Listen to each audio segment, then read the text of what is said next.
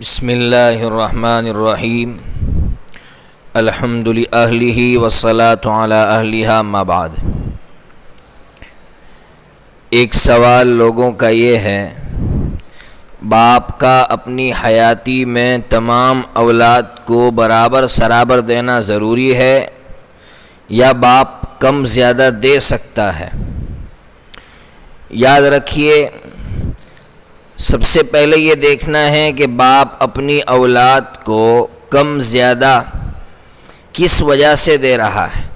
اگر کوئی شرعی وجہ موجود ہے، مثال کے طور پر بیٹا خدمت گزار تھا، اس خدمت گزار بیٹے کو باپ زیادہ دے رہا ہے، کوئی بیٹا دیندار ہے، عالم ہے، اس وجہ سے باپ اپنے اس بیٹے کو اپنی حیاتی میں زیادہ دے رہا ہے، تو یہ دینا صرف جائز ہی نہیں بلکہ بعض علماء کے نزدیک بہتر ہے۔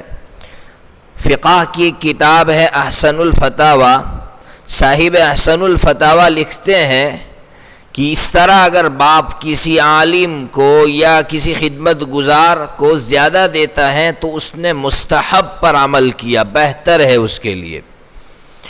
معلوم یہ ہوا کہ باپ اگر کسی بیٹے کو زیادہ دے رہا ہے اور زیادہ دینے کی کوئی صحیح وجہ موجود ہے تو دینا اس کے لیے جائز ہے، اور اگر کوئی وجہ موجود نہیں ہے، بس یوں ہی کسی کو نقصان پہنچانے کے لیے یا کسی کے کہنے پر ایسا کام کر رہا ہے تو باپ گنہگار ہوگا۔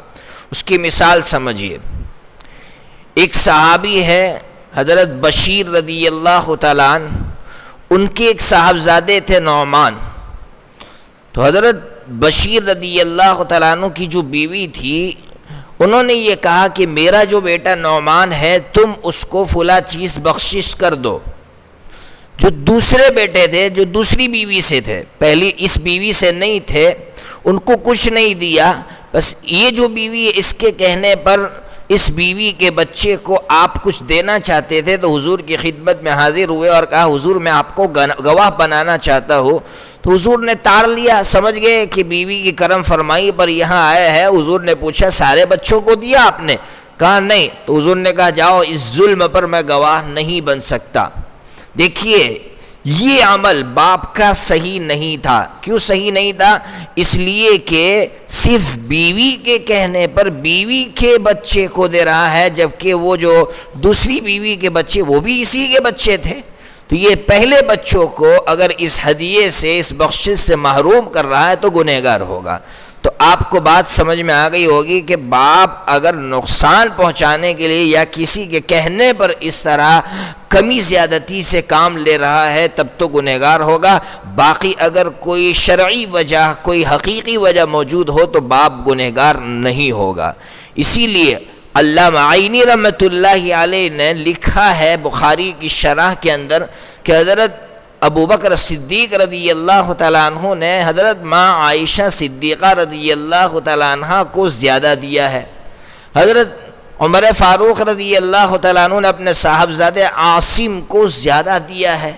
اس سے سمجھ میں آ رہا ہے کہ اگر نیکی کی بنیاد پر یا کوئی شرعی وجہ ہو، اپنی اولاد کو باپ زیادہ دینا چاہے تو دوسری اولاد کو اعتراض کا کوئی حق حاصل نہیں ہے، باپ گنہگار بھی نہیں ہوگا۔ بلکہ اولاد کے لیے ایک بات کہہ دوں، باپ نے اگر نقصان پہنچانے کے لیے بھی کم زیادہ دیا ہو تب بھی اولاد کو تو باپ پر اعتراض کا کوئی حق حاصل نہیں۔ یہ بات الگ ہے کہ باپ گنہگار ہوگا، باقی اولاد کو تو کسی بھی صورت میں باپ پر اعتراض کا کوئی حق حاصل نہیں ہے۔ اللہ تبارک و تعالی دین کی صحیح سمجھ عطا فرمائے۔